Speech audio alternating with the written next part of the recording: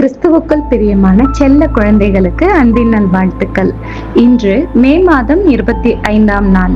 இன்னைக்கு தேவன் உங்களோட பேசுறதுக்காக ஒரு விசேஷமான பரலோக மன்னாவை கொடுத்திருக்காங்க. அது என்னன்னு பார்க்கலாமா? இன்றைய மன்னா எபேசியர் 5ஆம் அதிகாரம் 18ஆம் வசனம். ஆவியினால் நிறைந்து, அதாவது பரிசுத்த ஆவியினால் நிறைந்து. அன்பு குழந்தைகளே, இதுக்கான விளக்கத்தையும் பார்க்கலாம். தேவனுடைய ஆவியில நம்ம நிறையணும்னா முதல்ல நம்ம கிட்ட இருக்கக்கூடிய தேவையில்லாத எண்ணங்களை நீக்க வேணும். இதை எப்படி நம்ம புரிஞ்சுக்கலாம்னா, ஒரு பாத்திரத்தில் உள்ள கெட்ட தண்ணிய வெளியில கொட்டிட்டு புது தண்ணிய நிரப்புற மாதிரி. அதாவது நம்முடைய சொந்த ஆசைகளையும் எண்ணங்களையும் விட்டுட்டு நம்முடைய மனச பைபிள் மேலேயும், முக்கியமா இயேசு கிறிஸ்து மேலேயும், அவர் போதிச்ச போதனைகள் மேலேயும் வைக்கணும்.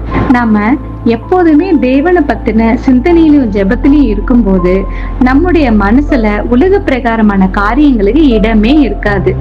மனுஷங்களாகிய நமக்கு உலக விஷயங்கள் மேல ஆசை வர்றது இயல்புதான்.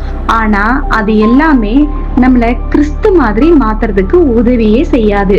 எனவே அன்பு செல்லங்களே, உங்க மனச நல்ல விஷயங்களால நிரப்புங்க.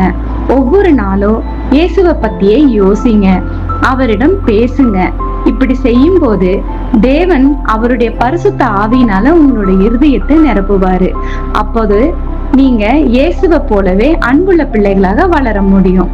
செல்ல குழந்தைகளே, இந்த மன்னாவை இன்னும் தெளிவாக புரிஞ்சுக்க உங்க பைபிளை எடுத்து 1 கொரிந்தியர் 2ஆம் அதிகாரம் 12ஆம் வசனத்தை வாசிங்க. இன்னைக்கு ஃபுல்லா நம்ம மனச நல்ல விஷயங்களால நிரப்புவது எப்படின்னு மனசுக்குள்ளேயே தியானம் பண்ணுங்க. ஓகே குட்டீஸ், இன்னைக்கு இந்த மன்னாவோட சந்தோஷமா இருங்க. இன்னைக்கு நைட்டு ஒரு சூப்பரான வேதாகம கதையோட நம்ம சந்திப்போம்.